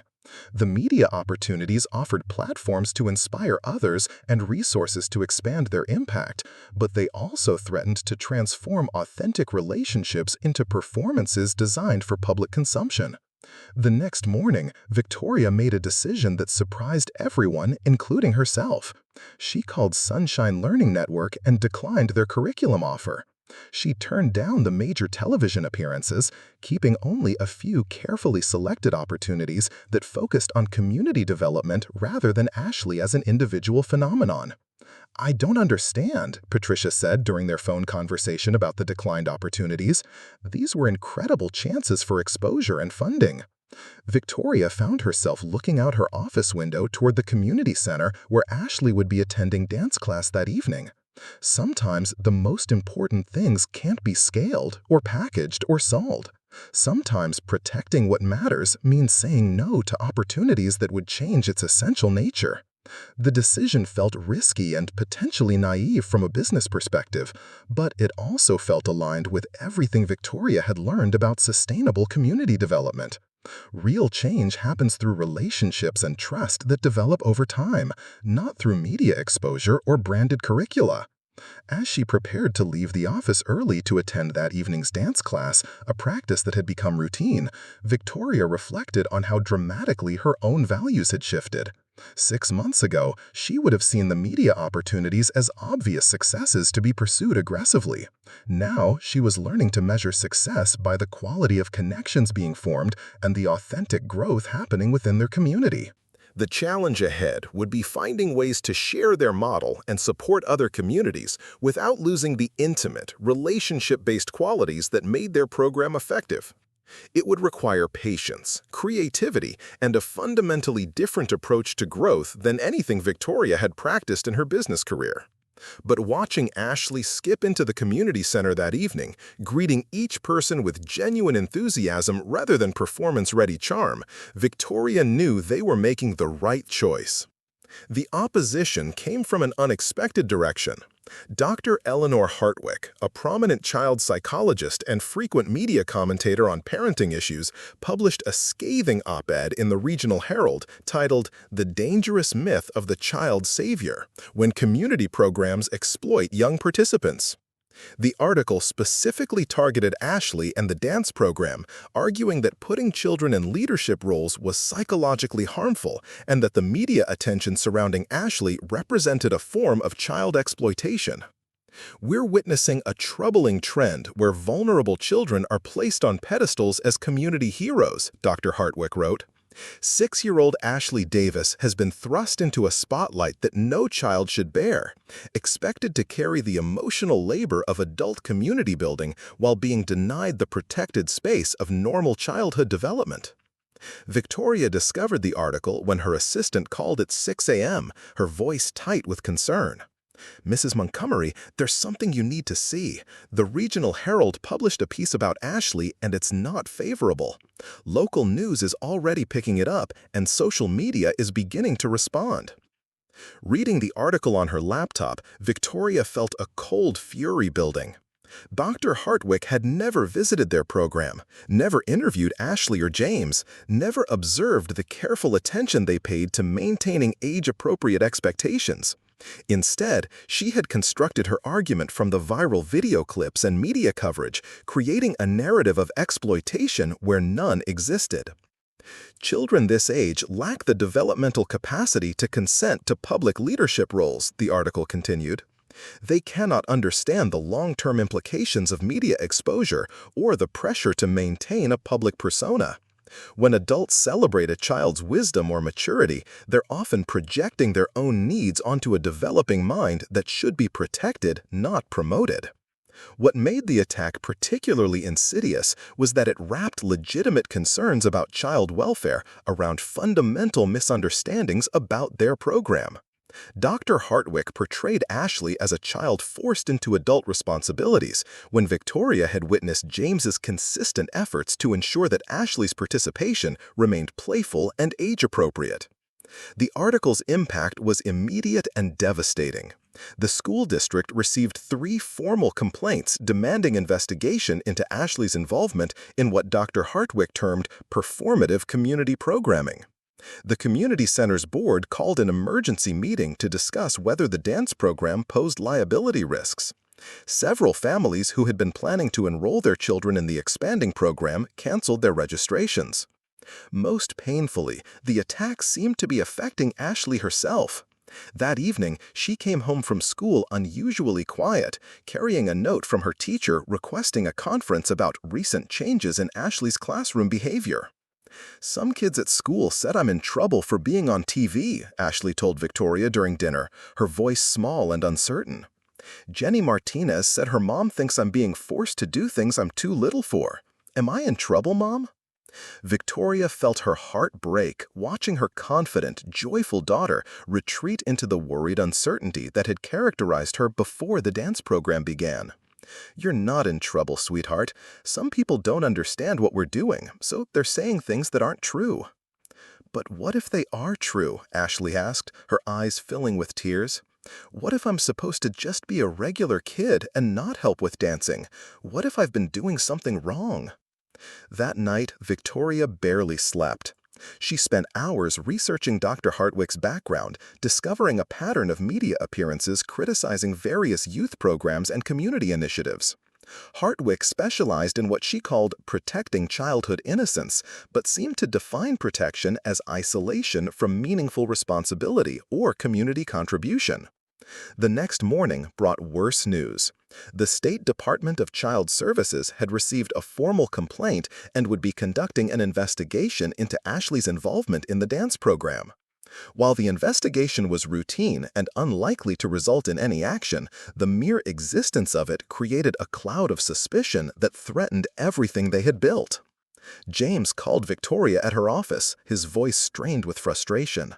"I've been fielding phone calls all morning from parents asking if the program is safe for their children. Mrs. Patterson at the elementary school says the principal is reconsidering their request for an after-school dance program. And Ashley," he paused, his voice breaking slightly. "Ashley asked me yesterday if she should stop coming to class because she doesn't want to cause trouble." Victoria felt her heart break, watching her confident, joyful daughter retreat into the worried uncertainty that had characterized her before the dance program began. "You're not in trouble, sweetheart. Some people don't understand what we're doing, so they're saying things that aren't true." "But what if they are true?" Ashley asked, her eyes filling with tears. "What if I'm supposed to just be a regular kid and not help with dancing? What if I've been doing something wrong?" That night, Victoria barely slept. She spent hours researching Dr. Hartwick's background, discovering a pattern of media appearances criticizing various youth programs and community initiatives. Hartwick specialized in what she called protecting childhood innocence, but seemed to define protection as isolation from meaningful responsibility or community contribution. The next morning brought worse news. The State Department of Child Services had received a formal complaint and would be conducting an investigation into Ashley's involvement in the dance program. While the investigation was routine and unlikely to result in any action, the mere existence of it created a cloud of suspicion that threatened everything they had built. James called Victoria at her office, his voice strained with frustration. "I've been fielding phone calls all morning from parents asking if the program is safe for their children. Mrs. Patterson at the elementary school says the principal is reconsidering their request for an after-school dance program. And Ashley," he paused, his voice breaking slightly. "Ashley asked me yesterday if she should stop coming to class because she doesn't want to cause trouble." Victoria made a decision that felt both necessary and terrifying. "We're going to fight this, not just respond defensively, but actively challenge the narrative that's being created about Ashley and community programs like ours." "What do you mean?" "I mean, we're going to tell our own story, in our own way, with our own experts. Dr. Hartwick is presenting herself as the authority on child development, but there are other experts who might see things differently." Victoria spent the next 3 days reaching out to child development researchers, community program specialists, and experts in youth leadership development. She wasn't looking for people to defend Ashley specifically, but rather to speak to the broader questions about children's capacity for meaningful community contribution. Dr. Maria Santos Rodriguez, a child psychologist at the State University who specialized in resilience and community engagement, agreed to visit the dance program and provide an independent assessment. Dr. James Wright, who had published extensively on youth leadership development, offered to review materials about their program and provide professional perspective. But the most powerful response came from an unexpected source: the children and families who had been part of the dance program from the beginning. Miguel's mother, Carmen Santos, organized a letter-writing campaign where parents shared their observations of how the program had affected their families. The Kim twins created a video montage showing the day-to-day reality of the program: children laughing, learning, supporting each other through challenges. Most compelling was a letter from Mrs. Patterson, Ashley's teacher, who wrote, "I have observed Ashley Davis in my classroom for 8 months. Her involvement in the dance program has not made her precocious or performative, but rather more empathetic, confident, and genuinely helpful to her classmates. She demonstrates age-appropriate leadership skills that many adults could learn from." The turning point came when Dr. Santos Rodriguez visited the Thursday evening dance class. Victoria watched anxiously as the researcher observed James's teaching methods, Ashley's interactions with other children, and the overall program dynamics. Would an objective expert see the exploitation that Dr. Hartwick had described? Or would she recognize the careful balance of challenge and protection that Victoria believed characterized their approach? After 2 hours of observation, Dr. Santos Rodriguez requested private conversations with several participating families. She interviewed children separately from their parents, asking specifically about their experiences, any pressure they felt, and their understanding of their roles in the program.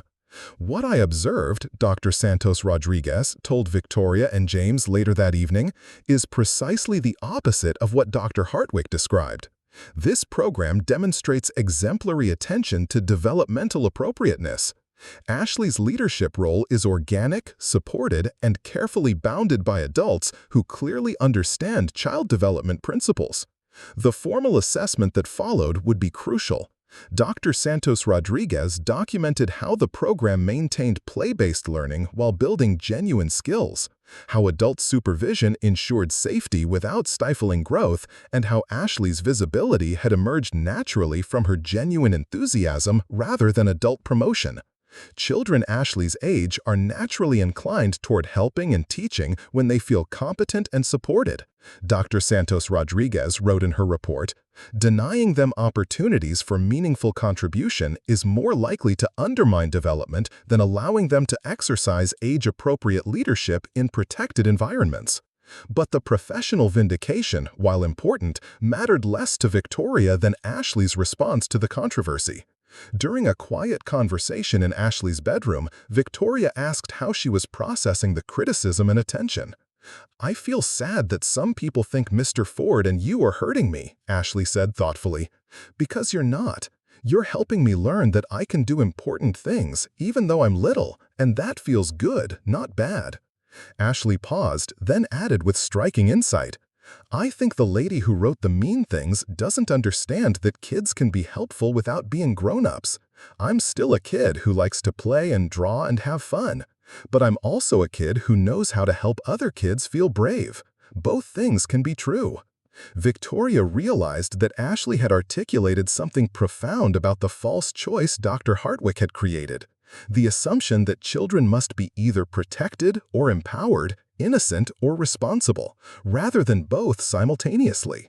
The dance program had succeeded precisely because it allowed children to contribute meaningfully while remaining thoroughly children. As the investigation concluded with no findings of concern and community support solidified around the program, Victoria understood that they had faced something more significant than a single critic's attack. They had encountered and overcome the broader cultural anxiety about children's capabilities and the role of community in child development. The experience had tested not just their program's resilience, but their own commitment to values that challenged conventional assumptions about childhood, community, and the relationship between protection and empowerment. They had emerged stronger, with clearer understanding of their mission and deeper appreciation for the community that had rallied to defend it. The resolution came from the most unlikely source imaginable: Dr. Eleanor Hartwick herself. 3 weeks after her scathing op-ed had nearly destroyed the dance program, she appeared unannounced at the community center on a Thursday evening, carrying a leather briefcase and wearing an expression that combined professional curiosity with what appeared to be genuine discomfort. Victoria spotted her first, standing uncertainly in the basement doorway as James led the group through warm-up exercises. Ashley was helping a new student, a 7-year-old boy with autism whose family had driven 40 minutes after hearing about the program's inclusive approach. The sight of Dr. Hartwick sent a jolt of protective anger through Victoria, but before she could approach, James had noticed their unexpected visitor. "Dr. Hartwick," James said calmly, never breaking stride in his instruction, "you're welcome to observe. We ask that visitors remain in the seating area during lessons, but you're free to stay as long as you'd like." What followed was perhaps the most transformative hour in the program's history. Dr. Hartwick settled into a folding chair with her notebook, clearly intending to document evidence that would support her published criticism. Instead, Victoria watched the child psychologist's expression gradually shift from skeptical observation to something approaching wonder. The evening's lesson focused on adaptation, how to modify dance steps to accommodate different physical abilities and comfort levels. Ashley worked with Marcus, the boy with autism, demonstrating infinite patience as he struggled with the social aspects of partner dancing. Rather than pushing him to make eye contact or follow standard positioning, Ashley intuitively adapted the activity to his needs. "You can look at my hands instead of my face," Ashley told Marcus matter-of-factly. "And if the music feels too loud, we can dance to the counting in our heads. Mr. Ford taught me that dancing is about moving together, not about doing everything exactly the same way." Dr. Hartwick's pen stilled as she watched Ashley guide Marcus through modified steps that allowed him to participate fully without forcing him beyond his comfort zone. The interaction demonstrated sophisticated understanding of neurodiversity that would have impressed graduate students in child development. But it was the response of the other children that seemed to truly capture Dr. Hartwick's attention. Without any adult direction, the entire group naturally adjusted their energy and approach to accommodate Marcus's needs. Miguel slowed his demonstration pace, the Kim twins lowered their voices during explanations, and David Park began using visual cues alongside verbal instructions. "How do they know to do that?" Dr. Hartwick asked Victoria quietly during a brief break, her professional mask slipping to reveal genuine curiosity. "Ashley taught them," Victoria replied simply, "not through lectures or rules, but by modeling inclusive behavior. Children learn more from what they see than what they're told." As the lesson progressed, Dr. Hartwick began asking different kinds of questions. She inquired about James's background in child development, the program's safety protocols, and the methods used to ensure appropriate boundaries between children and adults. Her questions revealed that she had come expecting to find evidence of exploitation or inappropriate pressure, but was instead discovering a carefully structured environment that prioritized children's well-being while fostering genuine growth. The evening's pivotal moment came during the final activity, when Ashley approached Dr. Hartwick directly with the same gentle confidence she showed all newcomers. "Are you here to learn about dancing?" Ashley asked politely. "If you want to try, I could show you some easy steps. Or if you just want to watch, that's okay too." Dr. Hartwick looked startled by the direct approach, her professional composure wavering. "I'm actually here to observe the program. I'm a psychologist who studies how activities like this affect children." Ashley nodded seriously. "Oh, like how Mrs. Santos Rodriguez came to see if we were happy and safe? She was nice. She asked me lots of questions about how I feel when I'm here and if anyone makes me do things I don't want to do." "And what did you tell her?" Dr. Hartwick asked, leaning forward with obvious interest. "I told her that I feel important here, but not in a scary way," Ashley replied thoughtfully. "Like when I help other kids, it's because I want to, not because grown-ups make me. And Mr. Ford always says if something doesn't feel fun anymore, I should tell him, and we'll figure out a different way." Dr. Hartwick spent another 20 minutes observing, but Victoria could see that something fundamental had shifted in her perspective. When the class ended and families began gathering children and belongings, Dr. Hartwick approached James and Victoria with an expression Victoria couldn't quite read. "I owe you both an apology," Dr. Hartwick said quietly, "and more importantly, I owe Ashley one. I made assumptions about your program based on incomplete information and my own concerns about child exploitation in other contexts. What I've observed tonight is exemplary child development practice." The admission hung in the air as Ashley finished helping stack chairs and approached their small group with her usual post-class energy. "Dr. Hartwick, did you see me help Marcus learn the steps? He was scared at first, but then he discovered he's really good at keeping rhythm. Sometimes people are good at things they don't expect." Dr. Hartwick knelt down to Ashley's eye level, her professional demeanor softening completely. "Ashley, I need to tell you something important. I wrote some things about you and your program that weren't fair because I didn't understand what you were really doing here. I'm very sorry for that."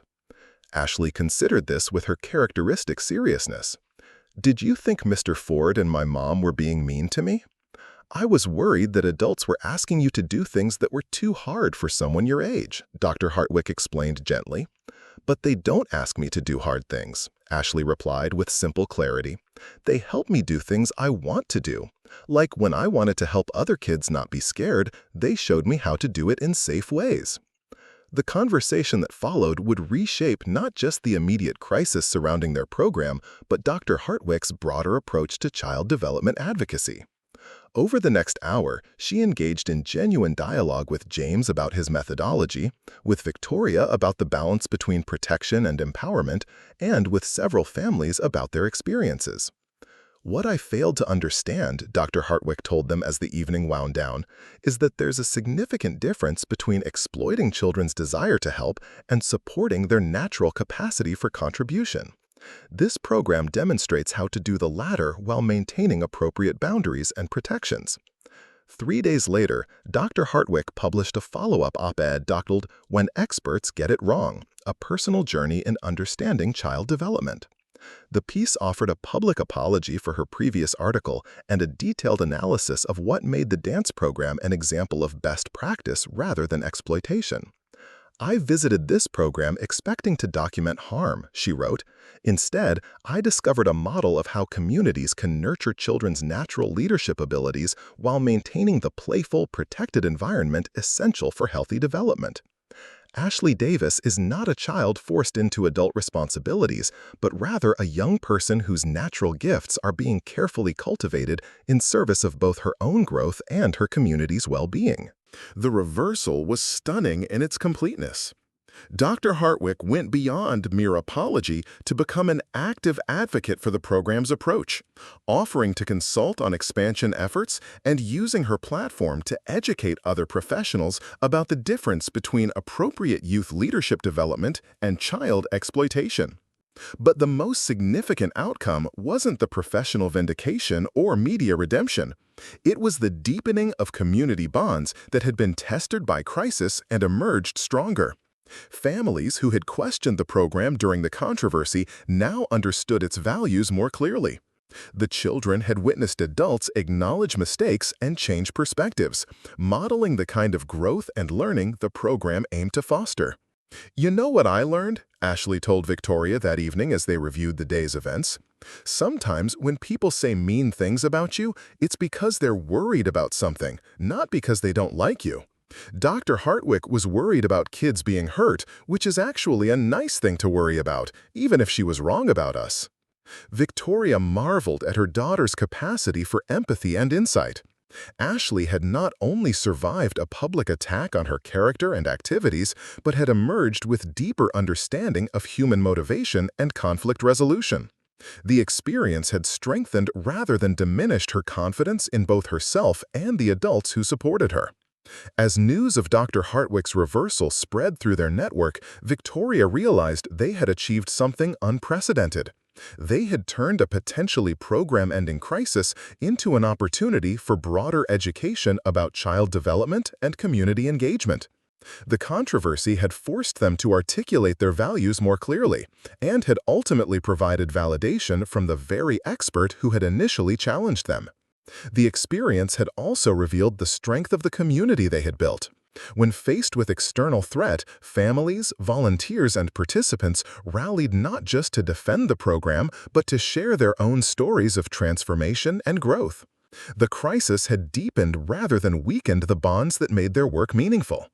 Most importantly, they had demonstrated that authentic community programs could weather criticism and emerge stronger when they remained true to their core values while remaining open to legitimate concerns and continuous improvement.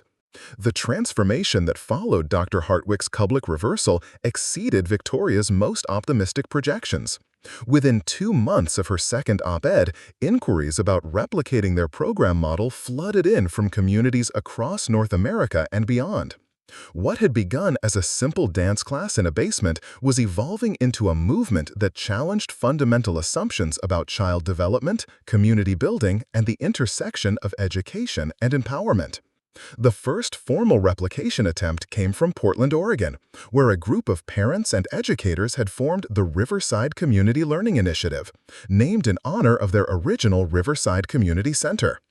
Dr. Sandra Mitchell, a former elementary school principal, had read Dr. Hartwick's articles and reached out to James about adapting their methodology for her urban community facing different challenges: high academic pressure, limited green space, and families struggling to maintain connections across busy schedules. "We don't want to copy your dance program exactly," Dr. Mitchell explained during their first video conference. "Our community's needs are different, but we're fascinated by your approach to peer mentorship, adaptive leadership, and building confidence through contribution. Could you help us understand the underlying principles we could apply to our context?" This request sparked the development of what Ashley dubbed the Teaching Teachers Project. James, working with Victoria's business acumen and Dr. Santos Rodriguez's developmental expertise, began creating frameworks that could guide other communities in developing their own programs while maintaining the essential elements that made their approach effective. The frameworks emphasized process over content. Rather than prescribing specific activities, they outlined principles: how to identify children's natural interests and strengths, how to create safe spaces for peer learning, how to balance appropriate challenges with necessary support, how to build authentic intergenerational relationships, how to scale programs without losing their personal, community-centered nature. Ashley's role in these developments surprised everyone, including Victoria. Now 7 years old and with 18 months of program leadership experience, Ashley had developed remarkable insights into what made their community work. During planning sessions, she would offer observations that cut straight to the heart of complex issues. "The most important thing," Ashley told Dr. Mitchell during one consultation call, "is that kids need to know their ideas matter, but they also need to know that grown-ups are taking care of the safety parts.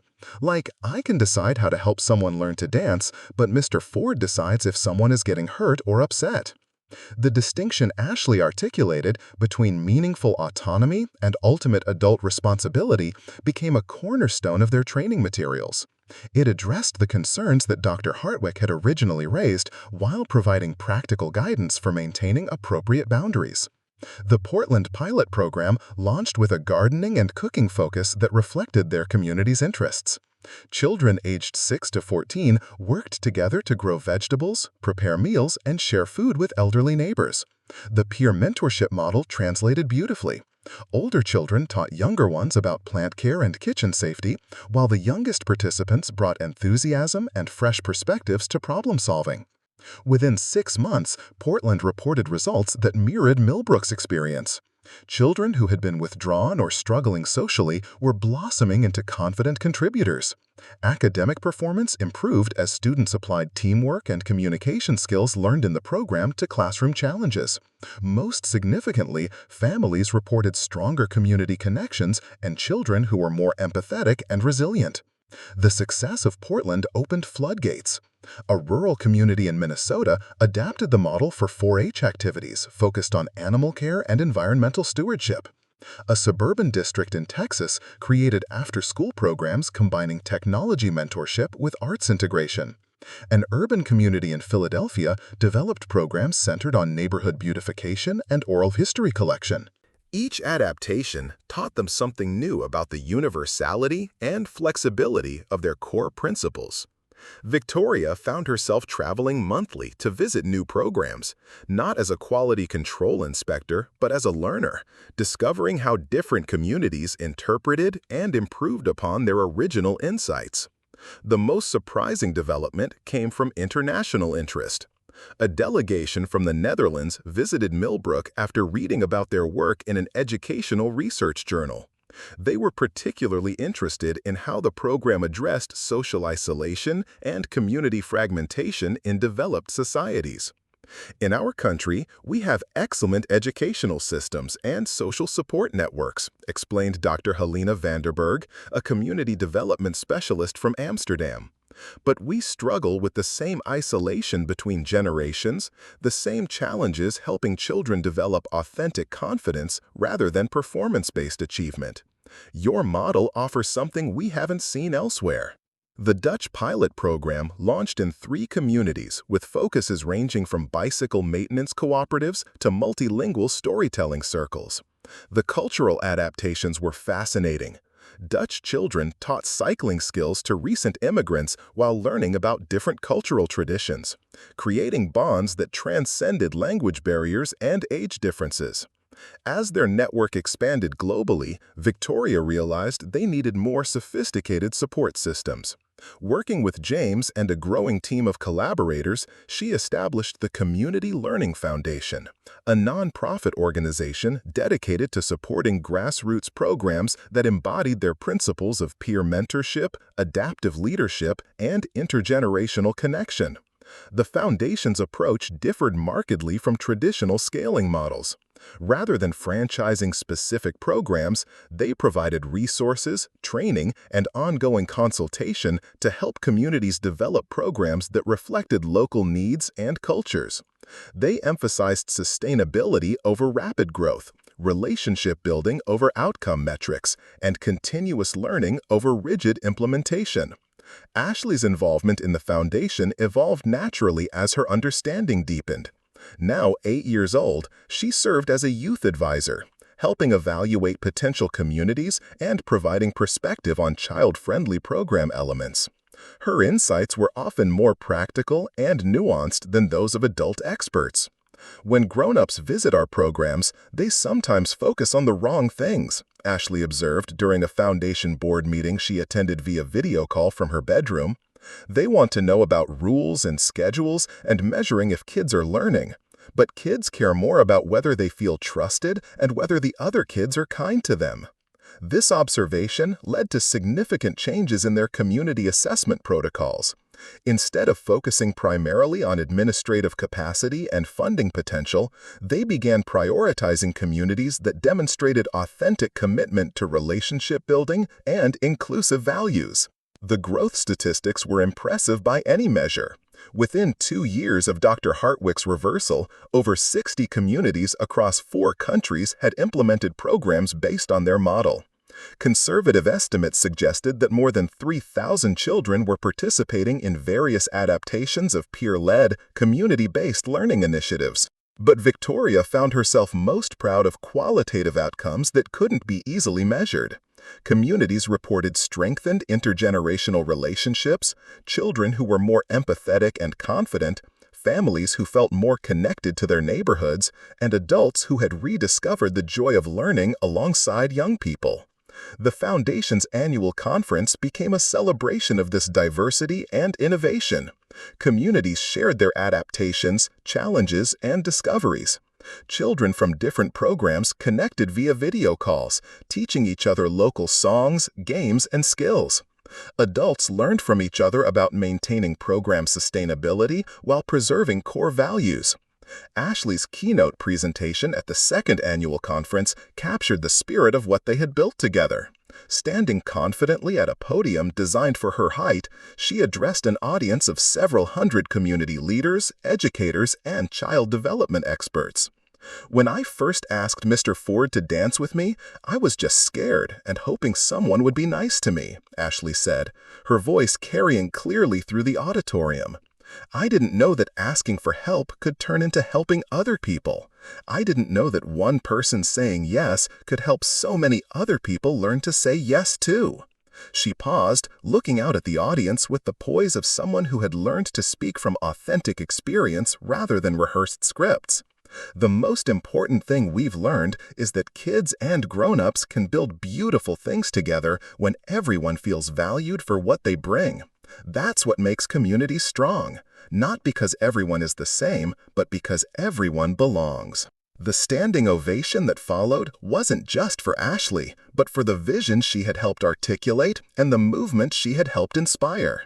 Victoria watched from the side of the stage, marveling at how her daughter had grown from a shy 6-year-old into a confident advocate for inclusive community building, while somehow maintaining the playful curiosity and genuine warmth that had made her initial request to dance so compelling. The journey from Dance With Me Please to global movement had taken less than 3 years, but it had transformed not just Ashley's life or even their community, but their understanding of what was possible when people of all ages were given opportunities to contribute meaningfully to each other's growth and well-being. The Millbrook Community Center basement looked remarkably similar to how it had 3 years earlier, with the same folding chairs around the same scuffed hardwood floor. But everything else had changed in ways that would have been impossible to imagine when Ashley first whispered her shy request to dance. The walls now displayed photographs from programs around the world. Children in Amsterdam teaching bicycle repair, teenagers in Portland sharing garden harvests with elderly neighbors, young people in Minnesota working together on environmental restoration projects. Victoria stood in her familiar observation spot, watching the Thursday evening class that had started it all. Ashley, now 8 years old, moved through the space with the natural authority of someone who had grown up understanding her own capacity to make a difference. She was working with Elena Martinez, a 5-year-old newcomer whose family had recently moved to Millbrook and who reminded Victoria powerfully of Ashley's earlier shy uncertainty. The music might seem loud at first, Ashley was telling Elena with infinite patience, but once you start moving, it feels like the music is helping you instead of being too much. And if it still feels too loud, we can ask Mr. Ford to turn it down. He always listens when someone needs something different. James, now in his 3rd year of full-time program coordination thanks to foundation funding, had evolved into a master teacher whose methodology was being studied by educators internationally. But watching him work with new students, Victoria could see that success hadn't changed his essential approach. He still knelt down to every child's eye level, still listened more than he spoke, still created space for organic leadership to emerge rather than forcing predetermined outcomes. The evening's participants reflected how much their community had grown while maintaining its intimate character. Miguel Santos, now 15, split his time between the original dance classes and a leadership development program he had designed for high school students interested in community organizing. The Kim twins had started a peer mediation program at their middle school based on conflict resolution skills they had learned through program challenges. David Park was developing a summer camp curriculum that would bring their peer mentorship model to traditional recreational programs. But it was the presence of entirely new families that demonstrated the program's continued vitality. Elena's parents, Dr. Rosa Martinez and her husband Carlos, had moved to Millbrook specifically because of the community programs. Dr. Martinez, a pediatrician, had been following research on youth leadership development and wanted her children to grow up in an environment that valued contribution over competition. "We heard about Millbrook from colleagues in Portland," Dr. Martinez had told Victoria during Elena's enrollment conversation. "They said their children had been part of one of your affiliated programs and that it had fundamentally changed how they thought about education and community. We wanted that for our family." The ripple effects extended far beyond formal program participation. Millbrook schools had integrated peer mentorship approaches into their standard curriculum. Local businesses had adopted hiring practices that valued community involvement and collaborative skills. The town council had established a youth advisory committee that actually influenced municipal decisions rather than serving as mere tokenism. Most remarkably, other communities were reporting similar transformations. The Foundation's quarterly reports documented not just program statistics, but community-level changes. reduced bullying in schools where peer mentorship was practiced, increased civic participation in neighborhoods with intergenerational programming, improved mental health outcomes for both children and adults involved in community-building activities. Victoria had recently returned from visiting their newest international expansion in rural Kenya, where a community had adapted their model to address educational challenges in a region with limited resources. Children were teaching each other in multiple languages while working on agricultural sustainability projects. The program had emerged from local initiative rather than external imposition, using foundation resources to support community-designed solutions. What we've learned, Victoria reflected during the Foundation's board meeting that morning, is that the principles we discovered here in Millbrook, peer support, adaptive leadership, intergenerational connection, appear to be universal human needs that can be addressed through countless different activities and cultural contexts. The meeting had focused on their 5-year strategic plan, which emphasized deepening existing relationships rather than expanding into new territories.